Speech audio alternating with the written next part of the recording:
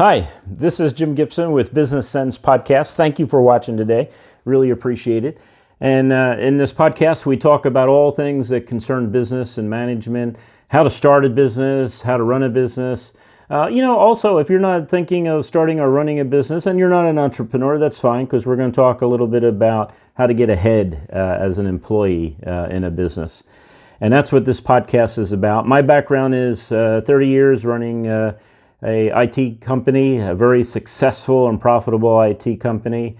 And not only that, but also I still run CableSupply.com, which is an IT supply house. You can order things from there to fulfill your IT needs. Also invented a couple products out there that have been very successful. I've earned money in that way.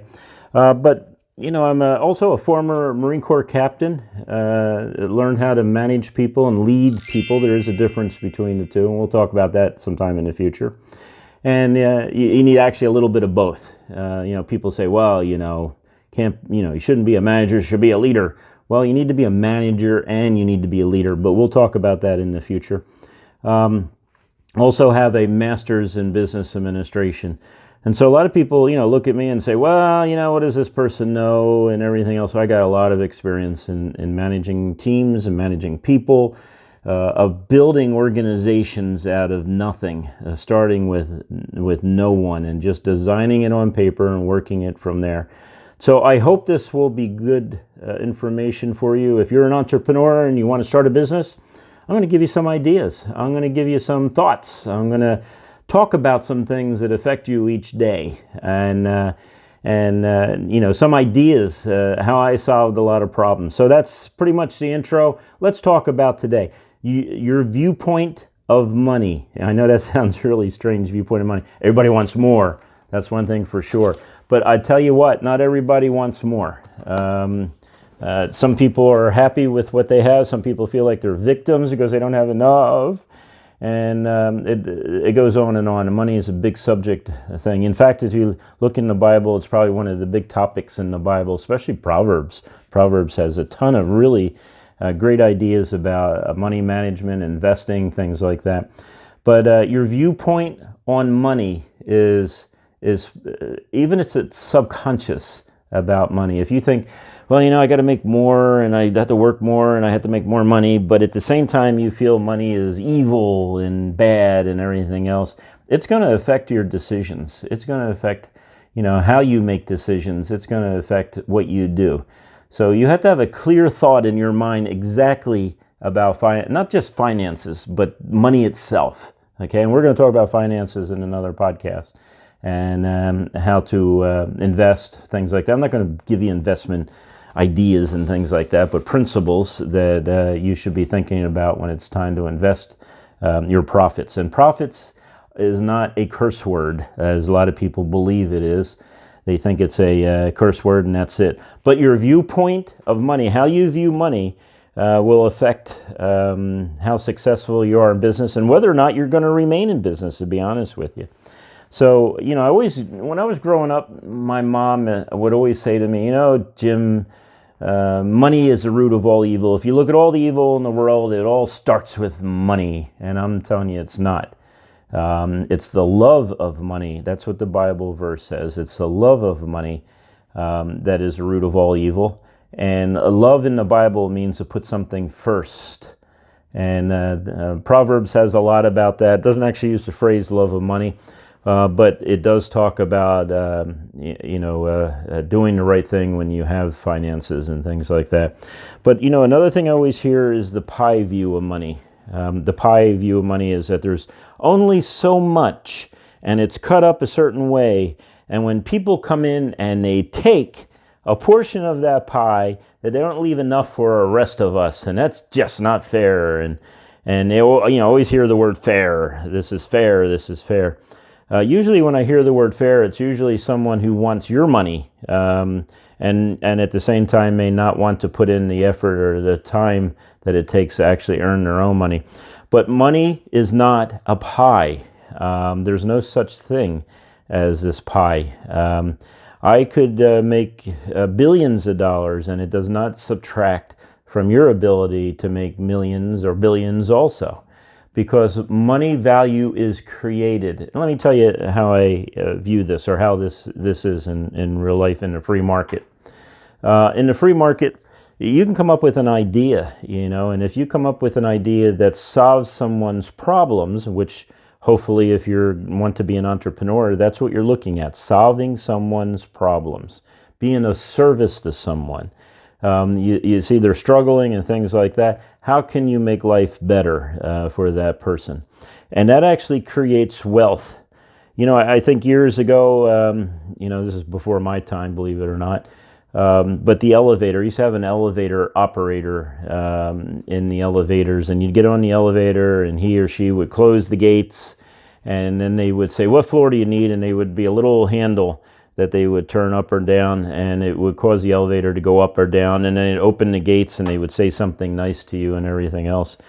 And then when those elevators started becoming popular, the new elevators started becoming popular.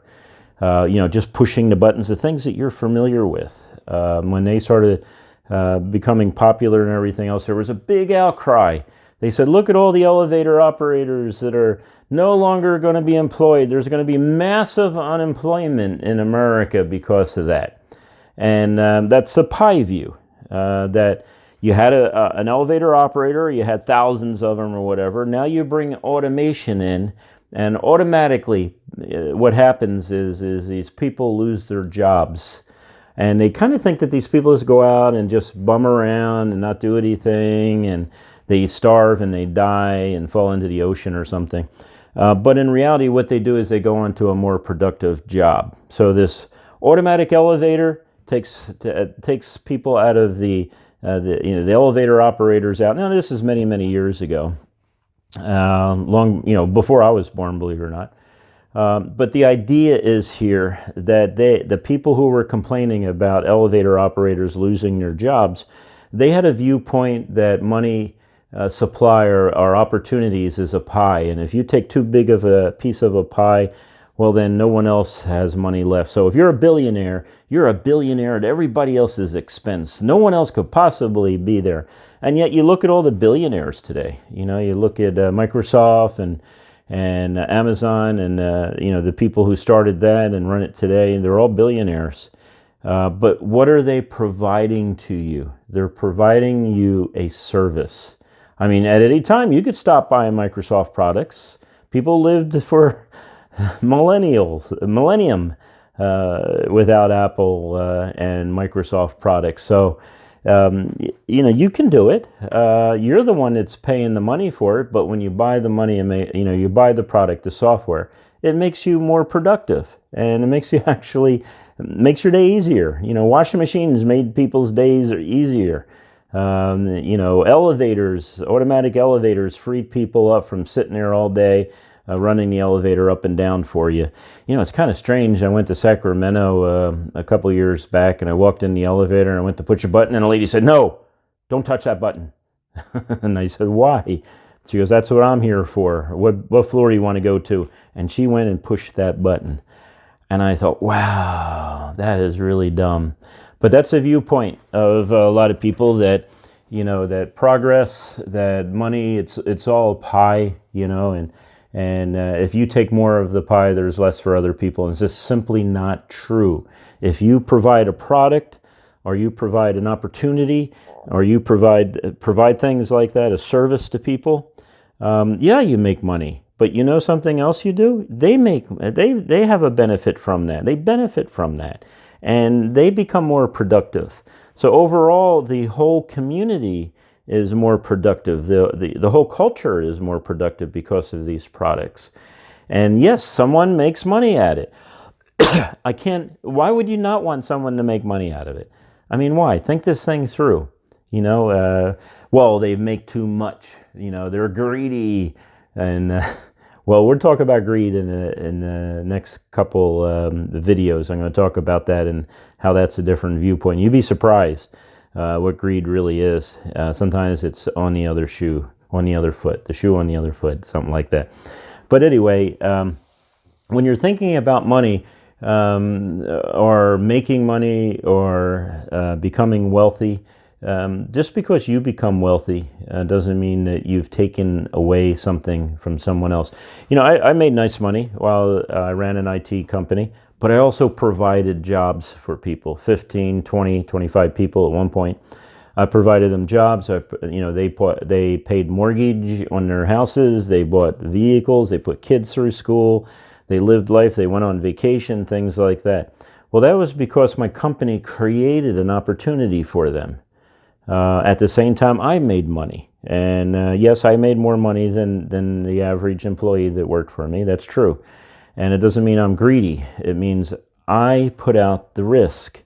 I risked my future to start this company. And this company became profitable. And because of that, and it's not everybody that puts out risk becomes profitable, but in this case, I became profitable. And I shared that profit in the fact that I gave other people opportunities in IT. So I shared with them that profitability. So it's a win-win situation. It's not that some people have all the money and others are just poor, and they're poor because the other people don't have money. They're not poor because other people have money. They're poor sometimes because they have not put out the effort to earn their own, to earn money themselves, or they have a really bad viewpoint of what money is, like we're talking about on this blog. So they actually think, well, if you have money, I can't, and all this other stuff, or they don't invest in themselves. A lot of people don't invest in themselves. They're just darn right lazy. Some people are lazy. I know it's unpopular to say, broadcast, but yeah, there's people who are lazy. And when I first started my business, I worked full-time at Burlington Air Express, and they were kind enough to make sure I was done by a certain time. And as soon as my time was up at Burlington that day, I went right into the men's room and I changed from my suit into my dungarees and into my t-shirt and work boots. And I went to work, and I worked, 8-10 hours, sometimes all through the night, and showed up the next morning in a suit ready to go. So I put in a lot of effort to start a business. And if you're going to start a business, you're going to have to put in that type of effort too. Well, most of the time, not every time. But most of the time, if you want to be successful in business, you got to put in the effort. Some people aren't willing to. So sometimes you're in life financially because that's where you decided to be. Now you may say, well, Jim, I didn't decide to be poor. Well, maybe you did because you didn't think it through. Maybe you did because you weren't willing to put the effort out. But if you're thinking about becoming an entrepreneur, it's going to take a lot of effort to get there. And it's going to take a right viewpoint of money. Money is not evil.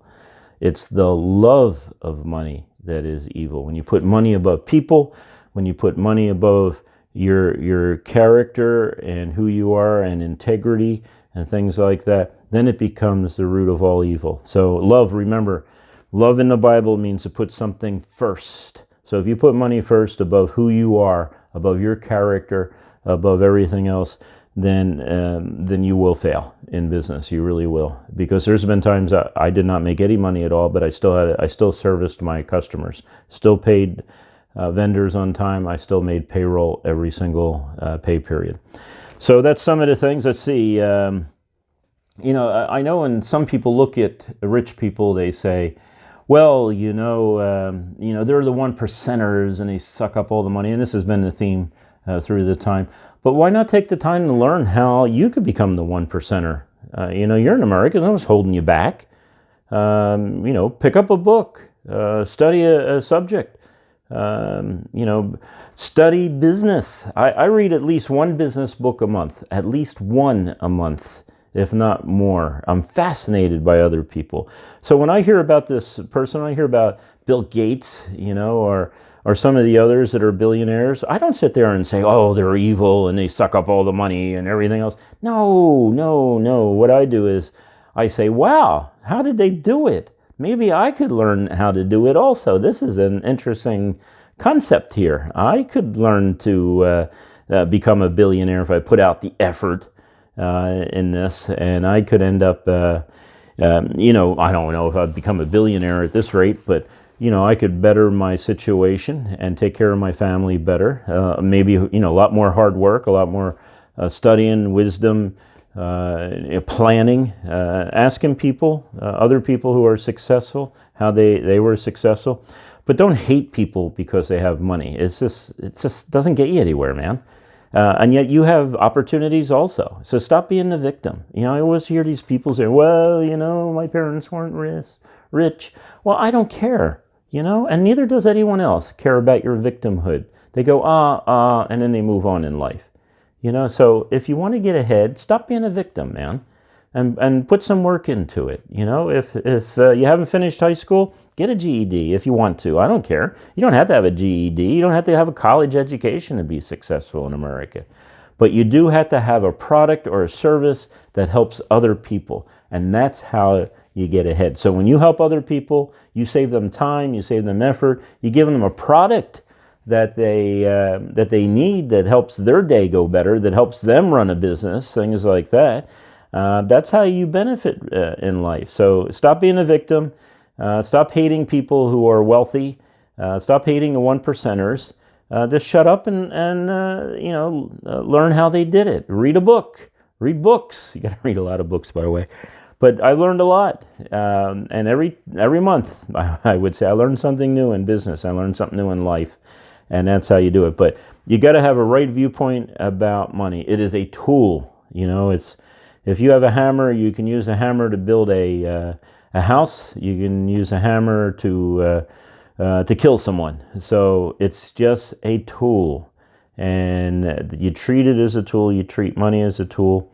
If you're thinking of becoming an entrepreneur, money is more like shows you how successful you are in meeting people's needs. If you're an honest businessman, if you're an honest entrepreneur, if you're an honest employer, it's just going to show you how successful you are in life. And don't hate people that have it, because it never gets you anywhere. You know, I'm a victim, I don't have any money. Well, thank you for watching me in this podcast. I hope you watch the next one. And we're not done with money. We're going to be talking about greed next time. And you're going to be surprised what greed really is, because a lot of people running around saying, oh, this person's greedy, or that person's greedy over there, or this one over there. You're going to find out that most likely they're the ones that are greedy. So thank you for watching. See you next time.